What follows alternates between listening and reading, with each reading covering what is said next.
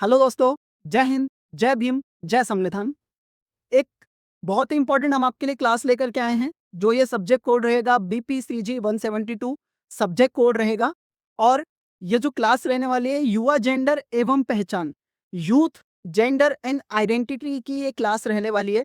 इसके अंदर हम उन सवालों को समझेंगे जो इस टॉपिक से जुड़े हुए सवाल हैं और इस एग्जाम के अंदर पहले कई बार ऑलरेडी आ चुके हैं और आगे भी आ सकते हैं। तो हम अपनी ये क्लास स्टार्ट करते हैं बिना एक भी मिनट जाया करे। तो पहला जो इसके अंदर क्वेश्चन है वो है युवा। यूथ की अवधारणा क्या है? यूथ क्या है? यूथ की अवधारणा क्या है उसको हमें समझना है। युवा शब्द केवल एक निश्चित आयु वर्ग तक सीमित नहीं है, बल्कि यह बाल्यावस्था और वयस्कता के बीच एक संक्रमणकालीन अवस्था है। यानी कि आपका, हम कह सकते हैं, जो बाल अवस्था होती है, एक बच्चा जब होता है वो, ठीक है, अपनी मतलब के टीनेज में जा रहा होता है वो, और उसके बाद क्या होती है एक वयस्कता, यानी कि जब वो वयस्क होने वाला होता है, तकरीबन तकरीबन आप मान के चलो 19 से 20 साल का। इसे समाजशास्त्रीय और सांस्कृतिक दृष्टिकोण से देखा जाता है। इस दौरान व्यक्ति अपनी पहचान, मूल्यों और भविष्य के लक्ष्यों को गढ़ता है।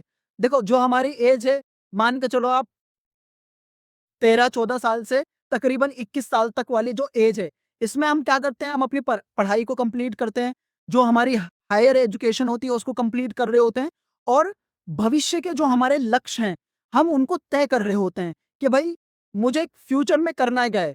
फॉर एन एग्जाम्पल, अगर कोई अभी साइंस साइड से पढ़ रहा है तो उसको मालूम है कि मेरा जो फ्यूचर है, जो मेरा लक्ष्य है, वो किन चीजों से जुड़ा हुआ है, वो साइंस एंड टेक्नोलॉजी से जुड़ा हुआ है, वो हॉस्पिटल या कहीं ना कहीं डॉक्टरी लाइन से जुड़ा हुआ है। तो उसको अपने लक्ष्य का पता है। या मान लो कोई कॉमर्स पढ़ रहा है, इको पढ़ रहा है, इकोनॉमिक्स पढ़ रहा है, तो उसे मालूम है कि मैं कहीं ना कहीं बैंकिंग सेक्टर में जाऊंगा। तो ये हमारा टाइम पीरियड जो होता है, मेहनत करने वाला, पढ़ाई करने वाला, ये सारा हमारे फ्यूचर के गोल्स को मतलब दिमाग के रख करके बनाया जाता है, हम गढ़ते हैं उसको। ठीक है, ये वह समय है जब शारीरिक बदलावों के साथ साथ सामाजिक जिम्मेदारियां भी बढ़ती हैं। हमारे अंदर शारीरिक बदलाव तो होते ही होते हैं, लेकिन जो हमारी समाज को लेकर के जिम्मेदारियां हैं वो भी बढ़ रही होती है कि समाज, अगर देखो हमें अब समाज के अंदर बेहतरी चाहिए तो पहले हमें बेहतर जो चीजें हैं वो अपने अंदर बनानी पड़ेंगी। पहले हम अपने आप को प्रिपेयर करेंगे कि हम समाज में चेंज ला सकें, फिर ही तो समाज में चेंज आएगा ना। और युवा समाज ने अपनी स्वतंत्र स्थिति की तलाश करते हैं। युवा जो समाज है उसके अंदर हम अपनी स्वतंत्र स्थिति की भी तलाश कर रहे होते हैं। तो यह हमारा पहला प्रश्न हो गया युवा के ऊपर। दूसरे प्रश्न में हम देखेंगे सेक्स और जेंडर में क्या अंतर है। ये जो दो शब्द हैं कहीं ना कहीं लोग इन्हें एक समझते हैं, और ये जो शब्द हैं और ये जो टॉपिक है, ये आप पॉलिटिकल साइंस ले लो, ये एंथ्रोपोलॉजी ले लो, उसमें ये सवाल आता ही आता है। पर गलती क्या होती है कि हमें मालूम नहीं है कि सेक्स क्या है और जेंडर क्या है, हमें उसके बीच का फर्क नहीं पता है। तो हम इस सवाल को अब समझेंगे। सेक्स एक जेरिक बायोलॉजिकल अवधारणा है। जब हम पैदा होते हैं बायोलॉजिकली, तो सेक्स जो है वो जुड़ा हुआ होता है हमारे बायोलॉजिकल अपीयरेंस से, मतलब कि हम जिस प्रकार पैदा हुए हैं, जो जन्म के समय शरीर के अंगों और क्रोमोसोम के आधार पर तय होती है। व्यक्ति नर है या मादा, मतलब कि हमारे जेनिटल से, या हमारे जो भी हमारी जो पहचान है वो कैसे सुनिश्चित होती है कि भाई ये मैन है या वुमेन, लड़का है या लड़की, वो हमारी फाइनलाइज होती है हमारे जेनिटल से। और वो किस में आता है, सेक्स के अंदर आता है, जेनिटल्स। ठीक है, इसके विपरीत जेंडर एक सामाजिक सांस्कृतिक निर्माण है। समाज और संस्कृतियों का निर्माण जो है वो क्या है, जेंडर। समाज द्वारा पुरुषों, महिलाओं या अन्य लिंगों के लिए तय किए गए व्यवहार, भूमिकाएं, अपेक्षाएं और जिम्मेदारियां जेंडर कहलाती हैं। मतलब के समाज के अंदर मेरा व्यवहार क्या है, मेरी भूमिकाएं क्या हैं और अपेक्षाएं क्या हैं समाज की मुझे लेकर के, उस पर तय होगा मेरा जेंडर।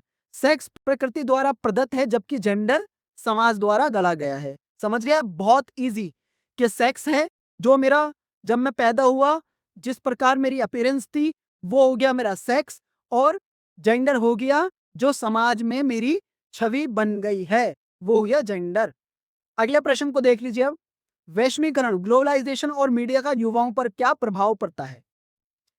मीडिया बहुत सारी चीजों में बहुत अच्छा है और कुछ चीजों में खराब भी है, और वैश्वीकरण भी इसी तरीके से, ग्लोबलाइजेशन भी बहुत सारी चीजों में बहुत अच्छे लेवल पर है, और कहीं ना कहीं उसके दुष्प्रभाव भी हैं, वो हम समझेंगे सवाल के अंदर। वैश्वीकरण और आधुनिक media, internet, social media, TV ने युवाओं के जीवन को गहराई से प्रभावित किया है। युवा जो हैं वो एक बहुत मतलब एक्सप्लेन नहीं किया जा सकता कि कितने ज़्यादा प्रभावित हैं सोशल मीडिया से और आधुनिक मीडिया से और वैश्वीकरण से। इसके कारण सांस्कृतिक आदान-प्रदान बढ़ा है, जिससे युवाओं की जीवन शैली, खान-पान और सोचने के तरीके में तेज़ी से बदलाव आया है। अब सोचने में बदलाव आए हैं युवाओं के किसकी वजह से? आधुनिक मीडिया की वजह से। जहाँ एक ओर उन्हें वैश्विक दृष्टिकोण देता है, वहीं दूसरी ओर ये कई बार उन्हें पारंपरिक मूल्यों से दूर कर देता है और मानसिक तनाव या पहचान का संकट भी पैदा करता है। देखो, सोशल मीडिया पे जब हम लाइव देखते हैं ना लोगों की और लोगों की, तो उससे क्या है, जो आजकल का युवा है वो कहीं कहीं न कहीं हताश भी होता है कि यार ये लोग हैं, इतनी बढ़िया चीज़ें मतलब कि इनको मिल रही हैं, किस प्रकार मिल रही हैं? और वो कहीं न कहीं हताशा में चला जाता है, डिप्रेशन में चला जाता है। अब मैं अगर इस तरीके से डिप्रेशन में चला जाऊँ कि यार एक तरफ मैं देखूँ खान सर को या फिज़िक्स वाला के जो अखिलेंदर हैं, क्या नाम है उनका?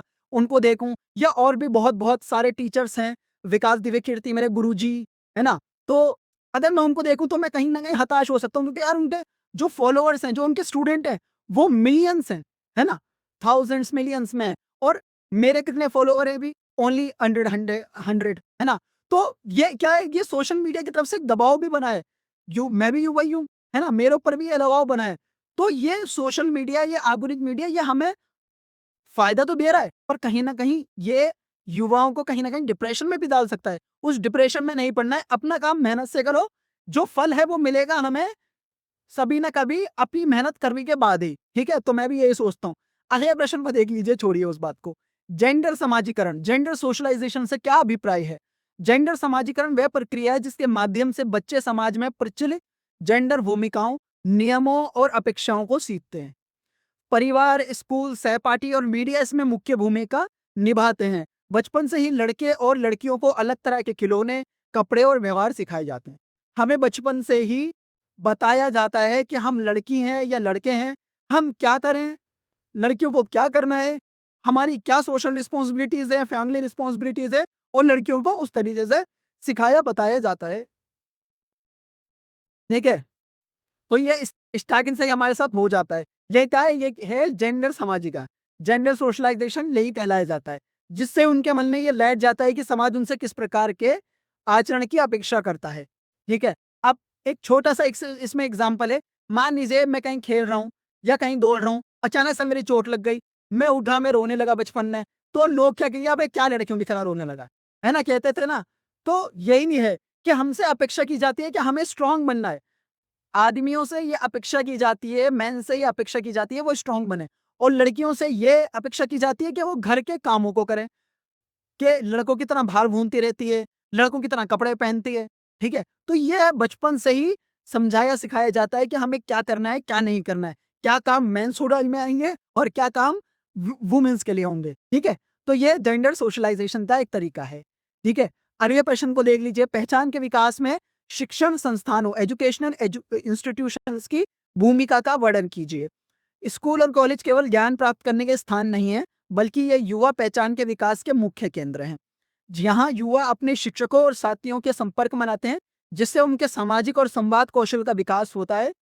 भाई हम बोलना ज़्यादा कहाँ पर सीखते हैं? हम अपने संस्थानों में सीखते हैं, शिक्षण संस्थान जो है हमारे, वो हमारे अंदर कॉन्फिडेंस भर रहे हैं। वो सिर्फ़ हमें ज्ञान नहीं दे रहे हैं, किताबी ज्ञान।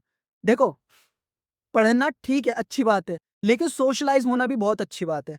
अगर आप सोशलाइज़ नहीं हो, आप कितने बड़े पढ़ाकू आप अपने अंदर रहते हो, तो फ्यूचर में जब आप वो डिग्रियाँ लेकर के मार्केट में जाओगे ना जॉब ढूँढने के लिए, तो आपको कोई जॉब पे नहीं रखेगा क्योंकि आपका कॉन्फिडेंस लेवल 0 होगा। तो अपनी जो वोकल एबिलिटी है, जो बोलने की क्षमता है, उसको बढ़ाइए। सबसे बड़ी बात मैं आपको आज बताऊँ, ठीक है? शिक्षण संस्थान युवाओं को अपनी क्षमताओं को पहचानने, करियर के चुनाव करने और समाज के नियमों के भीतर अपना दृष्टिकोण विकसित करने का अवसर प्रदान करते हैं।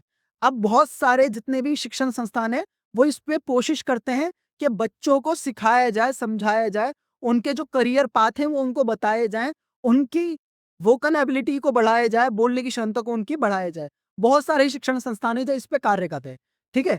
तो हमने आपको ये बहुत इंपॉर्टेंट क्वेश्चन कराए इस सब्जेक्ट से जुड़े हुए। और भी हम इसकी आगे क्लास कराएँगे आपको। अगर आपको कोई भी टॉपिक, कोई भी क्लास, कोई भी सब्जेक्ट कोड की क्लास चाहिए, उसके लिए वीडियोज़ जो हमारा ये सेक्शन है ना, ये वीडियो सेक्शन खाली पड़ा रहता है, आप लोग कमेंट नहीं करते। तो प्लीज़ आप लोग कमेंट करा करिए। अगर कोई भी क्लास, कोई भी वीडियो चाहिए, उसके लिए कमेंट बॉक्स में कमेंट करिए। हम आपके लिए वीडियो रेडी करेंगे। और अगर वीडियो अच्छी लगी हो हमारी तो वीडियो को लाइक करिए, पेज को सब्सक्राइब फॉलो करिए और इसी तरीके से जुड़े रहिए हमारी वीडियो के साथ। Thank you so much.